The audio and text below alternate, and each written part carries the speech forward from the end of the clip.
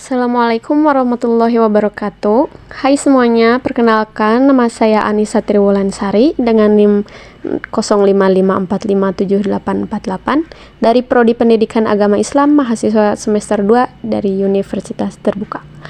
Pada video kali ini kita akan membahas salah satu episode paling dramatis dalam sejarah dunia, yaitu Perang Salib. Mungkin banyak dari kita yang sudah sering dengar nama ini, tapi sebenarnya apa sih Perang Salib itu? Kenapa bisa terjadi perang selama 200 tahun?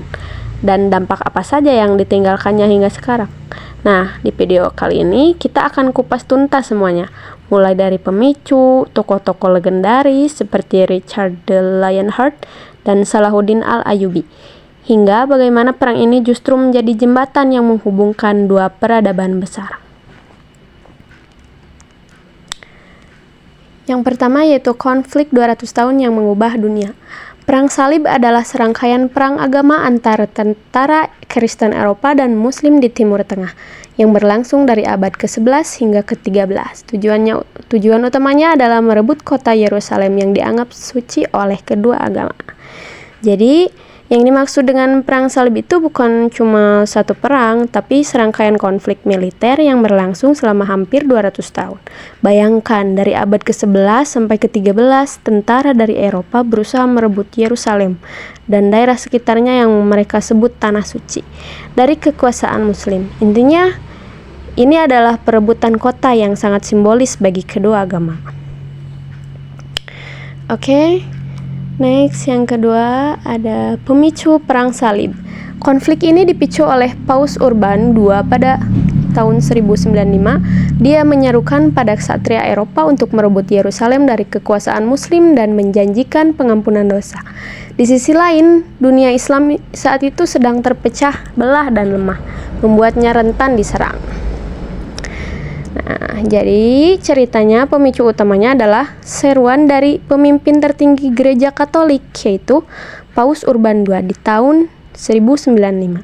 Dia membangkitkan semangat dengan menjanjikan pengampunan dosa bagi siapa saja yang ikut berperang. Bagi para ksatria dan rakyat Eropa yang saat itu hidup dalam konflik sulit, ini adalah tawaran yang sulit ditolak. Dapat pahala, petualangan, dan juga peluang dapat harta. Di sisi lain, dunia Islam saat itu sedang tidak bersatu. Mereka terpecah menjadi beberapa kerajaan kecil yang kadang saling bersaing, sehingga pertahanannya melemah dan menjadi target yang mudah. Oke, next. Selanjutnya ada Perang Salib I dari tahun 1096 sampai 1099. Perang Salib pertama adalah yang paling sukses bagi Eropa. Tentara Salib berhasil merebut Yerusalem pada 1099. Namun, kemenangan ini dinodai oleh pembantaian mengerikan terhadap penduduk Muslim dan Yahudi di kota itu. Mereka lalu mendirikan kerajaan-kerajaan kecil di tanah yang ditaklukkan. Nah, Perang Salib pertama inilah yang paling sukses di Eropa. Mereka berhasil mencapai dan merebut Yerusalem di tahun 1099. Tapi, kemenangan ini punya sisi yang sangat kelam. Begitu masuk ke kota, tentara Salib melakukan pembantaian besar-besaran. Ribuan penduduk, baik Muslim maupun Yahudi, dibunuh dengan cara yang sangat kejam. Kemenangan berdarah ini kemudian mereka tandai dengan mendirikan beberapa kerajaan kecil, seperti Kerajaan Yerusalem, untuk menguasai wilayah tersebut.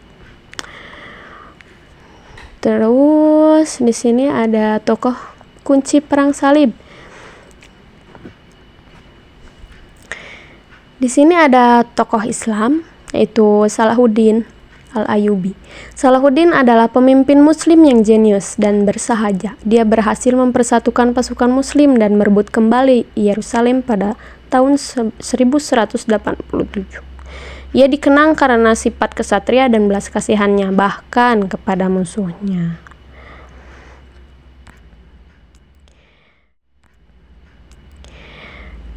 Kalau Richard adalah tokoh utama di pihak Eropa yang nanti akan dijelaskan selanjutnya. Maka di sini yaitu Salahuddin al-Ayyubi adalah pahlawan dan pemersatu di pihak Muslim. Yang membedakan Salahuddin bukan hanya kecerdasan strateginya dalam mempersatukan pasukan, tapi terutama karakter dan akhlaknya. Saat dia berhasil merebut kembali Yerusalem di tahun 1187, tindakannya sangat berbeda dengan yang dilakukan tentara salib dulu.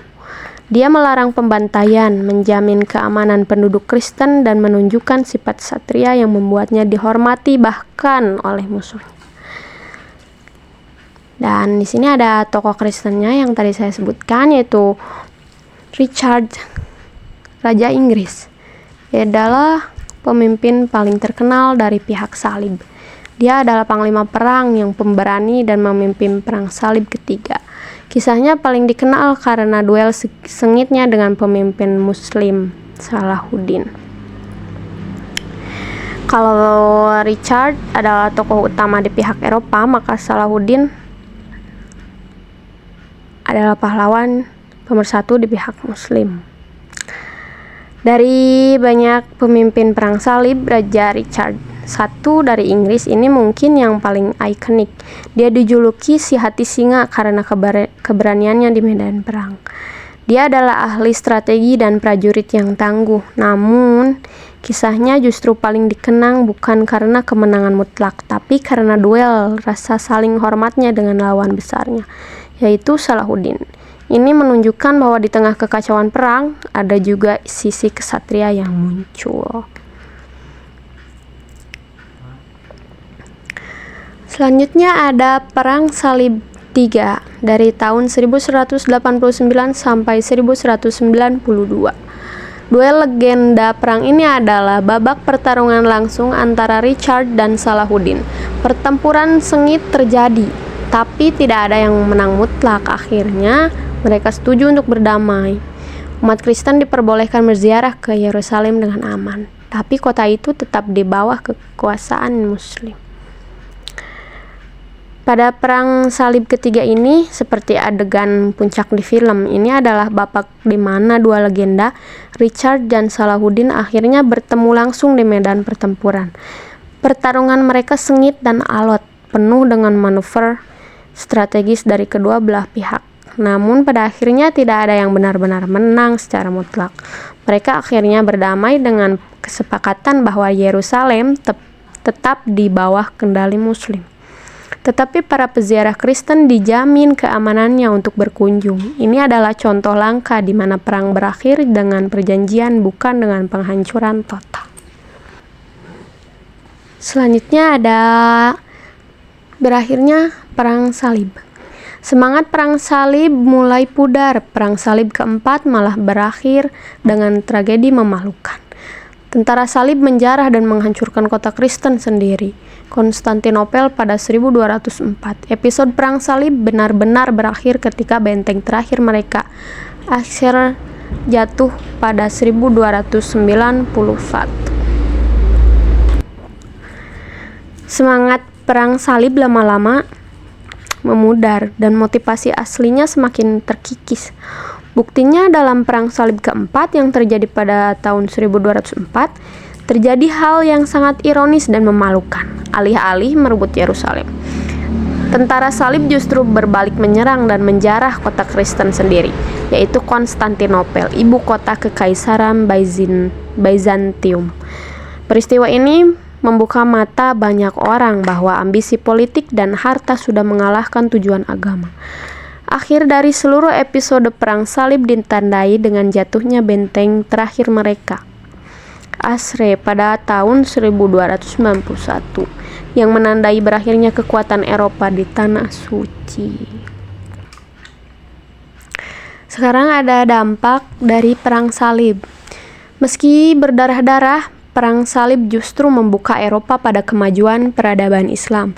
Ilmu pengetahuan, obat-obatan, matematika, dan barang-barang mewah seperti sutra dan gula mengalir ke Eropa, yang kemudian memicu zaman Renaissance.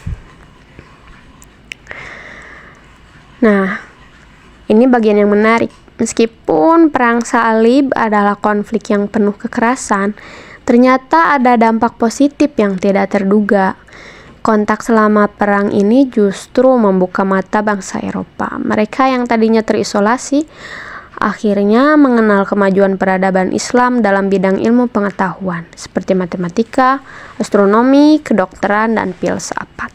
Mereka juga jadi mengenal barang-barang mewah seperti sutra, karpet, dan gula. Pada akhirnya, pertukaran pengetahuan inilah yang menjadi salah satu bahan bakar bagi lahirnya zaman Renaissance atau kelahiran kembali di Eropa.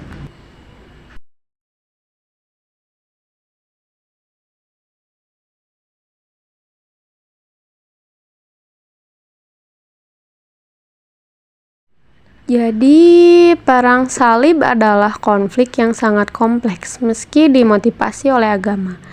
Ambisi politik dan ekonomi memainkan peran yang sangat besar meski berakhir dengan kegagalan militer bagi tentara salib. Peristiwa ini justru menjadi jembatan yang mengakhiri bangsa kegelapan Eropa dan memicu periode Renaissance. Perang ini selamanya mengubah hubungan antara dunia timur dan barat, meninggalkan warisan sejarah yang pahit namun penuh pelajaran. Nah jadi itulah tadi sekilas perjalanan panjang dan kompleks dari perang salib. Dari serangkaian konflik berdarah ini kita belajar bahwa sejarah jarang hitam putih. Perang salib bukan sekedar perang agama, tapi juga tentang ambisi politik, tekanan sosial, dan pertemuan budaya yang tak terduga. Bahwa sejarah jarang hitam putih. Perang salib bukan sekedar perang agama, tapi juga tentang ambisi politik, tekanan sosial, dan pertemuan budaya yang tak terduga. Meski penuh kekerasan, kontak selama perang salib justru membuka mata Eropa pada kemajuan ilmu pengetahuan dan budaya timur, yang akhirnya memicu era Renaissance. Sebuah pelajaran berharga bahwa bahkan dari konflik terkelam bisa lahir hal-hal yang membawa kemajuan bagi umat manusia. Jika kalian punya pendapat atau pertanyaan, jangan ragu untuk tulis di kolom komentar di bawah ya. Jangan lupa untuk like, subscribe, dan nyalakan lonceng notifikasi buat dapetin update video lainnya. Terima kasih. Wassalamualaikum warahmatullahi wabarakatuh.